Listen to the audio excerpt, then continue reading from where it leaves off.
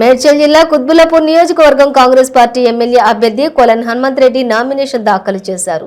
అంతకుముందు బాచుపల్లిలోని జితేపీర్ దర్గాను సతీ సమేతంగా దర్శించుకుని ప్రత్యేక ప్రార్థనలు చేశారు. అనంతరం డప్పు చప్పుళ్లతోటి పోతురాజుల విన్యాసాలు బోనాలతోటి భారీగా ర్యాలీ చేశారు. వేలాది మంది కాంగ్రెస్ పార్టీ అభిమానులతో కలిసి నామినేషన్ దాఖలు చేశారు.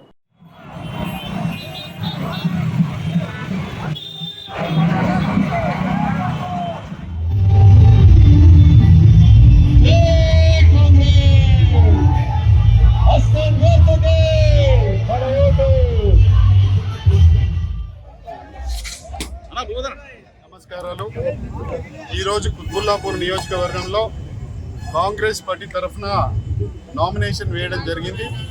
మేము అనుకున్న దానికంటే ఎక్కువగా 30,000 మంది వస్తారనుకున్నాము, కానీ 50,000-55,000 దాటిపోయారు. ఇవాళ కాంగ్రెస్ పార్టీ వైపు ప్రజలందరూ కూడా చూస్తున్నట్టుగా కనబడింది. స్పష్టంగా ప్రజలందరి టాక్ మొదలైపోయింది. కుత్బుల్లాపూర్లో కాంగ్రెస్ భారీ మెజారిటీతో గెలవబోతుందనేది ఇవాళ నిర్ణయం అయిపోయింది. ప్రత్యర్థుల గుండెల్లో కూడా గుబులు పుట్టుకుంటుంది. వాళ్ళందరూ కూడా రేపో మాపో చేతులు ఎత్తేసే అవకాశం కూడా కనబడతా ఉంది. తెలంగాణ ఇచ్చినటువంటి సోనియా గాంధీ రుణం తీర్చుకోవాలి, తప్పకుండా ఆ తల్లి ఈ తెలంగాణను కానుకగా ఇవ్వాలని చెప్పి కాంగ్రెస్ పార్టీని గెలిపించాలని తెలంగాణ ప్రజలందరూ కూడా నిర్ణయించుకున్నారు. కాబట్టి అటు రాహుల్ గాంధీ గారి నాయకత్వం, మల్లికార్జున్ గారి నాయకత్వం, వారు ఒక దళిత నాయకుడిని ఇవాళ ఏఐసిసి అధ్యక్షుడిగా చేసినందుకు దళితులందరూ కూడా ఇవాళ కాంగ్రెస్ పార్టీ వైపే వచ్చిండ్రు.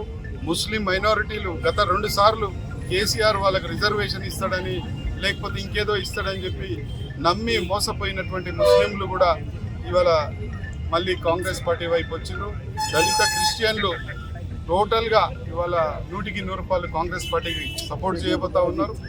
ఆంధ్ర నుంచి వచ్చి ఇక్కడ ఉంటున్నటువంటి సోదరులందరూ కూడా గత 2 సార్లు కేసీఆర్కి సపోర్ట్ చేసిండ్రు. ఈసారి మేము కేసీఆర్ మాయ మాటలు నమ్మము, మళ్ళొకసారి మోసపోమని చెప్పి కాంగ్రెస్ పార్టీ అయితేనే అన్ని వర్గాలకు సముచితమైనటువంటి న్యాయం చేస్తుంది, అందరినీ కలుపుకొని పోతుంది, అన్ని కులాలను, అన్ని మతాలను, అన్ని ప్రాంతాల వాళ్ళను తీసుకొని పోతుంది. ఈ 2 పార్టీలో పార్టీ మతం పేరు మీద ప్రజలను డివైడ్ చేస్తే ఇంకో పార్టీ ప్రాంతం పేరు మీద ప్రజల మధ్య చిచ్చు పెట్టే అవకాశం ఉంది. వీళ్ళు ఇంకా ఇదే రకంగా చేస్తే ప్రజల్లో పెద్ద ఎత్తున డివైడ్ చేసే అవకాశం ఉంది. కాబట్టి కాంగ్రెస్ పార్టీని తీసుకురావాలని చెప్పి ప్రతి ఒక్కరూ భావిస్తూ ఉన్నారు. కుత్బుల్లాపూర్ నియోజకవర్గం గెలవడంతో పాటు రాష్ట్రంలో కూడా